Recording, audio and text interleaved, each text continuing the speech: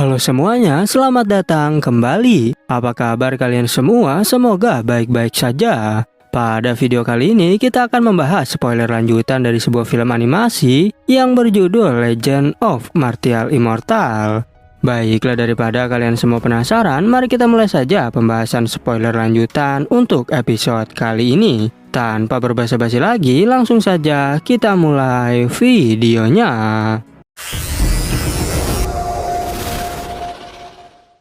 Cerita ini berlanjut, kita diperlihatkan tetua Cheng Kun yang kesal karena naga Long Ye sudah terlepas. Sedangkan naga Long Ye kini memasuki tubuh dari salah satu pasukan Kui Jang. Dan ia berkata, apakah kau masih mengenaliku? Cheng Kun menjawab bahwa aku tak menyangka jika kau benar-benar bisa membuka segelnya. Ia segera menyuruh pasukannya untuk menangkap naga Long Ye. Tapi saat itu naga Long Ye segera membuat formasi penghalang. Dan ia berharap agar formasi ini bisa memberikan waktu untuk Ye Chen. Cheng Kun bertanya, apakah menurutmu kau bisa menghentikanku dengan formasi ini? Dan ia segera menyuruh anak buahnya untuk menghancurkan formasi itu. Namun naga Long Ye terus berusaha untuk menahannya. Benar saja, kini tubuh sang naga mulai kelelahan. Tapi ia berharap agar Ye Chen harus bisa melakukannya. Dan saat itu terlihat Ye Chen yang masih mengumpulkan kekuatan.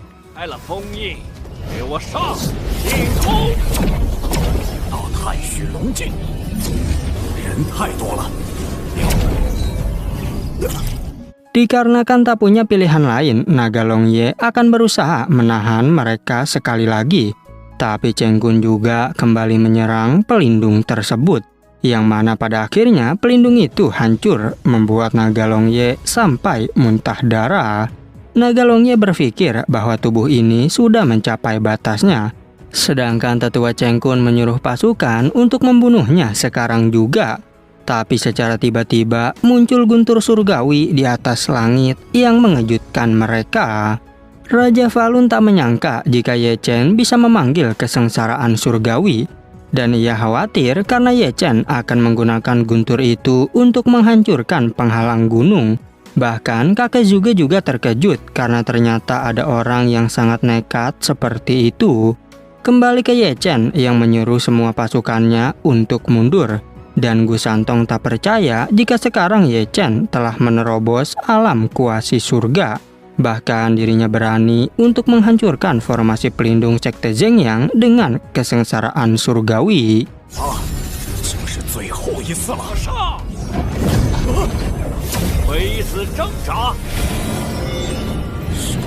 Para tetua segera mengikuti perintah Ye Chen untuk menarik pasukan.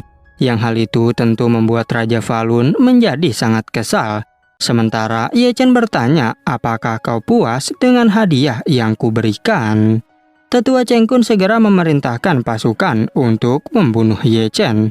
Tapi Ye Chen berhasil menghindari serangannya dengan sangat mudah.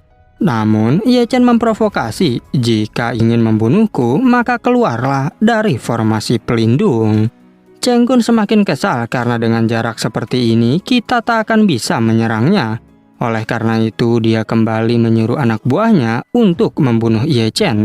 Tapi anak buahnya ketakutan karena jika menyerang maka akan mati terkena kesengsaraan surgawi. Dikarenakan Cheng Kun mengancam, dia pun terpaksa menuruti perintahnya.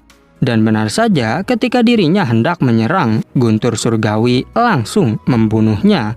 Bahkan seorang tetua berkata jika itu di alam kuasi surga sekalipun, tetap saja tak akan mampu menahan dari kesengsaraan surgawi tersebut.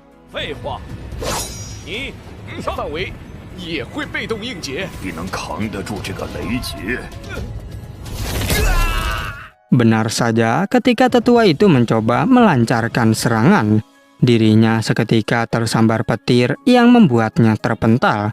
Dan Cheng Kun bertanya, apakah sekarang yang harus kita lakukan? Raja Falun menyuruhnya untuk memperkuat penghalang gunung dan jangan sampai keluar agar tidak terbunuh. Yang hal itu membuat ia sangat marah karena pasukan dunia bawah sangat takut dengan guntur surgawi. Bahkan hanya beberapa waktu saja Ye Chen sudah membunuh banyak pasukan mayatnya. Raja Falun mulai menyerang Ye Chen dengan pasukan mayat, sedangkan Ye Chen menggunakan guntur surgawi untuk membunuh mereka.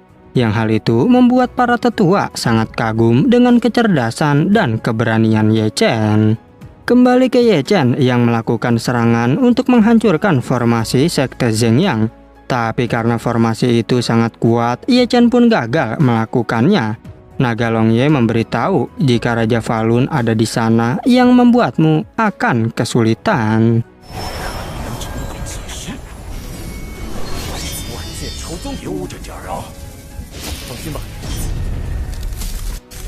Oleh karena itu, Ye Chen berniat untuk menggunakan kekuatan yang jauh lebih besar dari sebelumnya.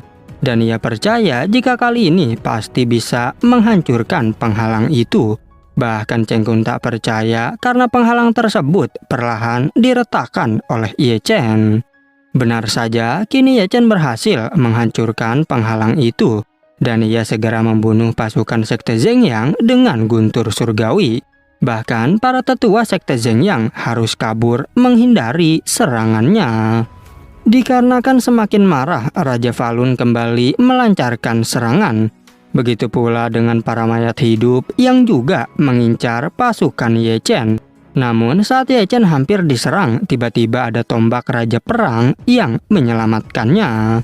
Raja Falun sampai terpental karena tombak tersebut.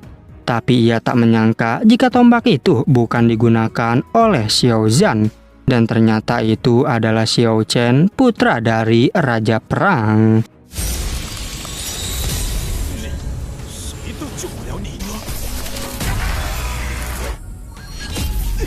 Ye Chen berpikir bahwa anak Raja Perang pasti sangat kuat seperti anak Kaisar Timur. Sementara Raja Falun ingin balas dendam karena sebelumnya Raja Perang telah memenggal kepalanya. Sehingga saat itu juga terjadilah pertarungan di antara mereka. Di sisi lain terlihat Ning Xuang yang menyuruh Komandan Yang Zhen untuk menyerah. Tapi Yang Zhen bertanya, apakah kau bisa menjamin bahwa kami akan baik-baik saja? Ning Xuang meyakinkannya jika Ye Chen pasti tak akan membahayakan kalian. Yang Zhen dan pasukannya setuju untuk menyerah. Dan siapapun yang melawan Ye Chen, maka ia akan membelanya. Lagi pula Ning Xuang bilang jika kita harus melakukan ini demi kemakmuran sekte Zhengyang. Cheng Kun sangat kesal karena Yang Zhen ikut-ikutan menjadi pengkhianat. Namun tanpa diduga, Ketua Ding Tian langsung menyerangnya. Sehingga pertarungan di antara mereka terus berlanjut.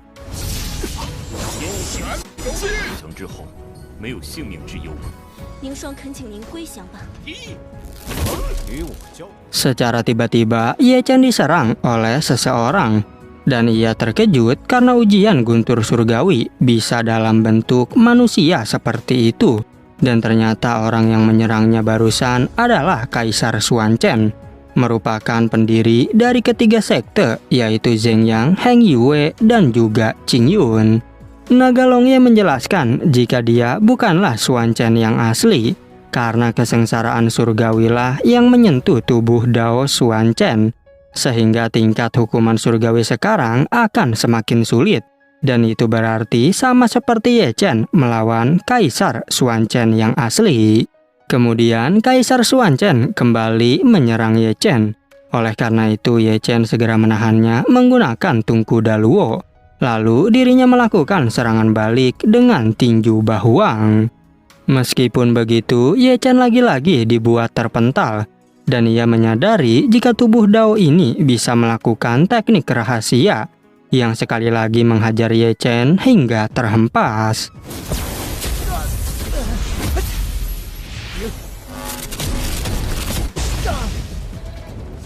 Secara tiba-tiba datang Kaisar Xuan Huang dengan pedang Excalibur miliknya.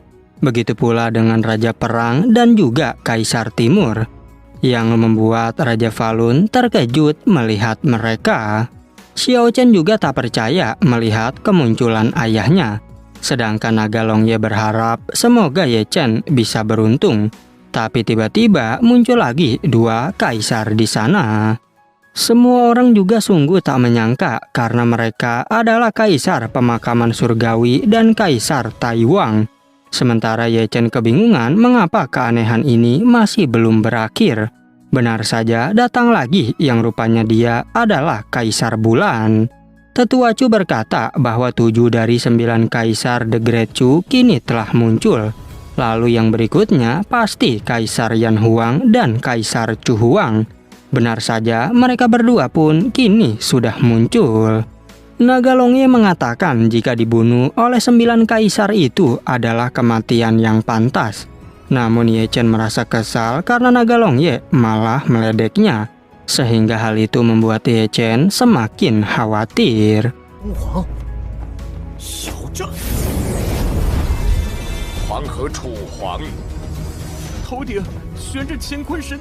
Mereka semua mulai menyerang Ye Chen secara bergantian, yang tentu saja membuat Ye Chen benar-benar kesulitan. Namun Ye Chen tak menyerah dan kembali menahan serangan mereka. Meskipun begitu, Ye Chen masih saja terkena salah satu serangan, dan kini 2 kaisar lagi menghajarnya kembali, bahkan sampai membuat ledakan yang sangat besar. Setelah itu, Ye Chen menggunakan teknik ruang angkasa untuk memblokir serangannya. Tapi ternyata serangan tersebut mampu menembus teknik luar angkasa, yang hal itu membuat Ye Chen tertusuk pedang dari Kaisar Chu. Linger sangat khawatir dengan kondisi suaminya, dan menurut kakek Zhuge kita tak bisa membantunya sama sekali, karena ini semua adalah kesengsaraan surgawi. Raja Falun tak percaya mengapa bocah seperti Ye Chen bisa menyebabkan kesengsaraan surgawi 9 kaisar. Padahal dulu diriku saja tak bisa melakukannya. Namun Kaisar Pedang menegaskan bahwa sekarang bukanlah era zamanmu lagi. Lagi pula 9 kaisar sudah muncul dan ini adalah kenyataan.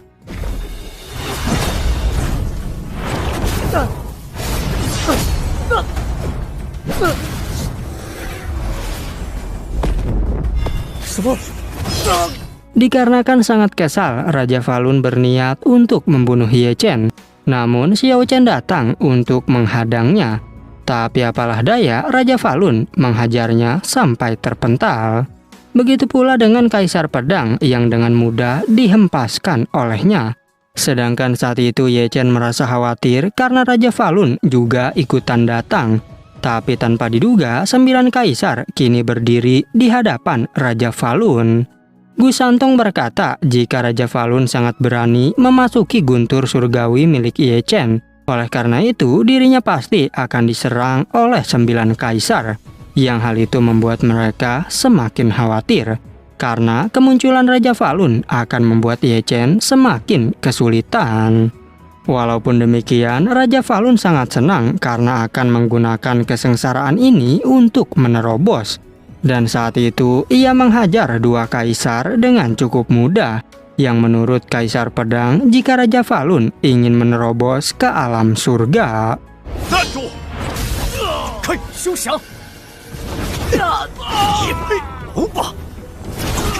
Ye Chen juga tak menyangka untuk menerobos ke alam surga, Raja Falun sampai nekat begini. Tapi saat itu terlihat Raja Falun yang kewalahan menghadapi 9 kaisar.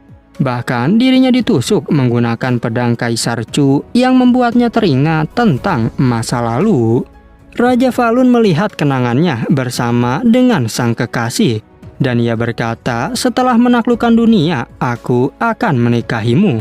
Namun kekasihnya menjawab bahwa aku tak memerlukan seluruh dunia, melainkan hanya ingin menghabiskan waktu bersamamu. Tubuh Raja Falun kini terhempas jatuh dari ketinggian.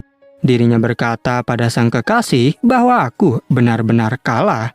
Bahkan para tetua sekte Zheng yang tak percaya jika raja mereka sudah terbunuh. Benar saja, kini pasukan mayat hidup perlahan mulai menghilang. Sedangkan Ning Xuang segera menyuruh mereka untuk menyerah saja. Lagi pula, Raja Falun kalian sudah tewas dalam pertempuran.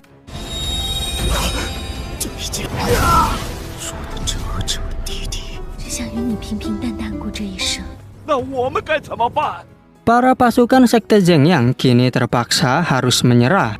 Begitu pula dengan tetua Cheng Kun yang sudah tertangkap.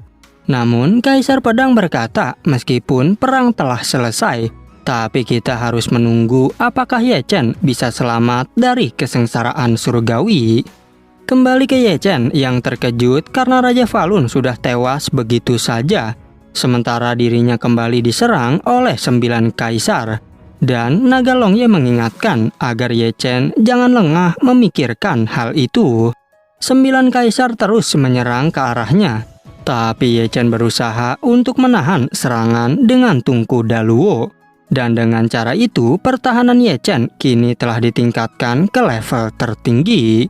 Kemudian Ye Chen kembali diserang lagi oleh 2 kaisar, tapi kini dirinya berhasil menebas Kaisar Chu Huang. Yang hal itu membuat Ling Er merasa senang.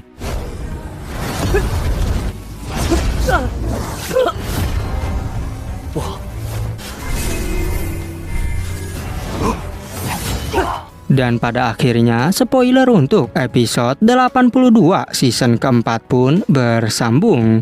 Oke, cukup sekian. Terima kasih untuk video kali ini dan sampai jumpa di video berikutnya.